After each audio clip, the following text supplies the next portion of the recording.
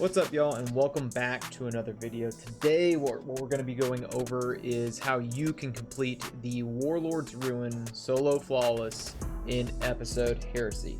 We'll be going over some of the builds that we used. We tried to limit switching at any point to make this as easy as possible. We do have some weapon changes from boss to boss, but in all, fairly short, pretty easy once you get the rhythm going. And we'll be going into the builds now.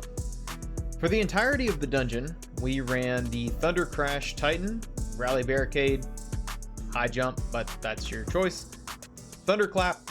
We also used a Pulse Grenade. We're using the new aspect, Storm's Keep, as well as Knockout. We didn't change our fragments at all during the session, so we went with Spark of Shock, Spark of Feedback, Spark of Resistance, and then Spark of Frequency. For the weapons for the first encounter, we used Breach Light and Lord of Wolves. I'm not gonna lie, the heavy didn't matter here at all. For mods, we went with Heavy Ammo Finder. This can easily be switched to Special Ammo Finder since we didn't use our heavy at all. I went with Hands On, Heavy Handed, Solar Loader, Concussive Dampener. We went with a double Solar Resistance on the chest piece. We went with Recuperation, Solar Weapon Surge, and Solar Scavenger. For our mark, we went with Bomber, Powerful Attraction, and Reaper. For our artifact, there it is. The encounter is pretty simple. Once you get taken into the prison cell, shoot the 3 eyes that are holding you in the cell, jump out, capture the totem. There should be 2. If there's just 1, you can have a quick damage phase.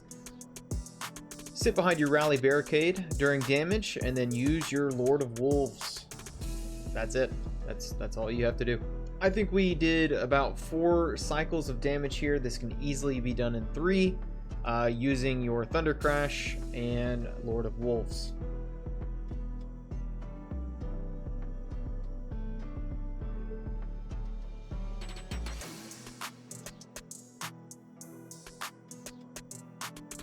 Moving on to the next encounter, we have Locus of Wailing Grief. For this encounter, we did switch up our weapons up a little bit, so we went with the Wither Horde Grenade Launcher, we went with Riposte Auto Rifle, and we went with the Commemoration Machine Gun. We stuck with our Insurmountable Skull Fort for all of the ad clearing section of this fight, and then before damage phase, we switched to the Curse of the Falling Star, just for that extra damage. For our mods, we switched all of our solar pieces to now Void, so that way now we have Void Loader, Void Resistance, and Void Weapon Surge with Void Scavenger. Our artifact did not change during this fight. How this encounter works is you need to get 4 fire orbs in the campfires around the boss. In order to get the orbs going, you need to kill the 6 eyes above the boss shooting at you to spawn 2 mini bosses. I would say focus on 1 mini boss at a time and just stick to that side, whatever you're comfortable with. After a brief moment of the mini boss being alive, he will drop down a totem. At that point, you will eliminate your mini boss as fast as you can with your light machine gun behind your rally barricade, capture both totems, and those should give you 2 fire orbs after the winter freeze has ended. Rinse, repeat this cycle again to have 4 orbs, getting ready to dunk for damage. On your last dunk, you will start damage phase. I started mine with placing the rally barricade down, shooting the Wither Horde, and then beginning shooting with the Commemoration, throwing in a Wither Horde whenever I could. I tried to always make the same rotation, so I would move right and then across to the left side to give myself a little bit more range and a time to reload my guns, and then move to the other side. Completing this rotation 3 to 4 times should result in you defeating the boss and allowing you to move on to the final encounter. For the final encounter of Warlord's Ruin, we used the Scattered Signal, the Riposte auto rifle and the Queenbreaker linear fusion rifle. We continued using the insurmountable skull fort for our exotic armor piece. We switched to the arc loader arm mod. We continued using the void resistance, and then we also switched to the arc weapon surge instead of the void from previous encounter. Artifact mods stayed the same. So in this fight, there's 3 different decks that you have to worry about. The first deck, I like to sit off to the right side behind the large rock, and then take down all of the enemies in between.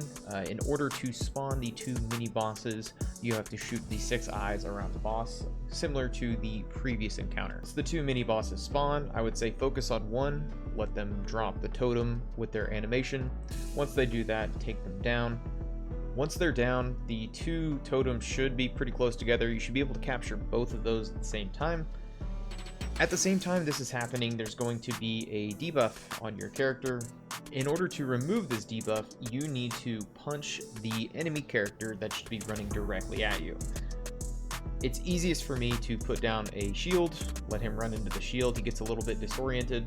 It's an easy punch, and then go on about your business. Get away from him, move on.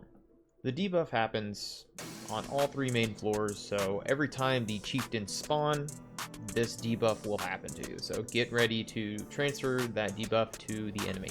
Once you capture your totems, a short time will expire, and then the boss then will become damageable.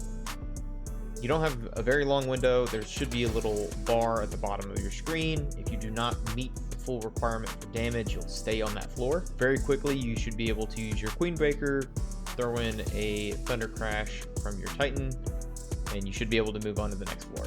On the last main floor, you'll have a quick 3-step damage phase that revolves in a circle at the very top of the map.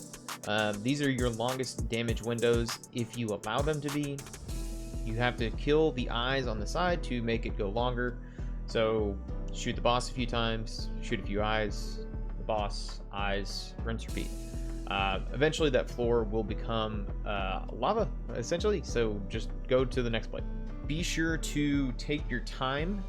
This is a marathon, not a sprint, so what took me 3 to 4 runs of damage cycles, that may take you 8, that's okay. As long as you get the solo flawless at the end, that's all that matters. And that's about it. I'll keep the gameplay rolling here in the background with the full damage cycle that we did. If you're still here, I want to say thanks. Be sure to like, subscribe, follow.